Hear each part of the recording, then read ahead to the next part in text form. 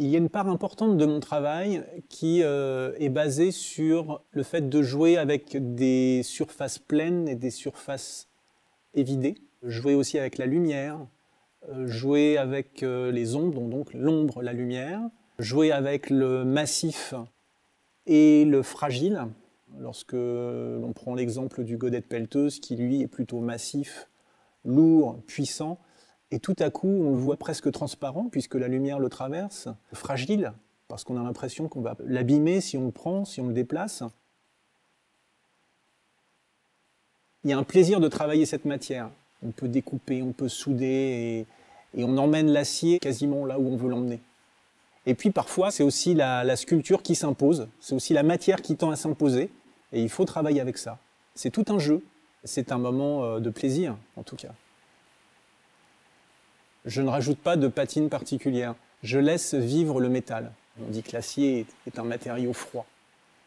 Je ne suis pas trop d'accord. En fait, c'est l'empreinte du temps et des intempéries, et ça va donner des variations, des nuances.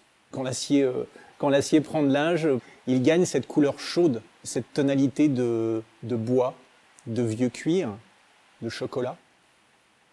Et quelque part, le rouge n'est pas très loin de la couleur rouille, la couleur de l'acier. Un jour, j'ai découpé une bouteille de gaz pour en faire une sculpture. Et puis très rapidement m'est venue l'idée d'en faire un nombre assez impressionnant, une centaine. Et là, j'ai sollicité des gens qui avaient ces bouteilles et qui ne savaient qu'en faire. Et ça a été pour moi le départ d'une très belle aventure humaine, hein, à la fois une aventure de sculpture, mais une aventure humaine.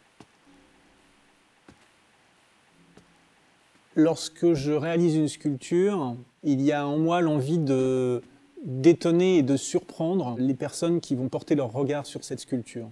Je réalise beaucoup de sculptures avec des formes, des courbes, des formes qui sont proches de celles que l'on peut trouver au niveau des végétaux dans la nature. Le fait aussi de porter un regard différent sur ce qui a pu être un objet transformé, hein, comme un godet de pelleteuse découpé en dentelle, comme une bouteille de gaz ouvragée.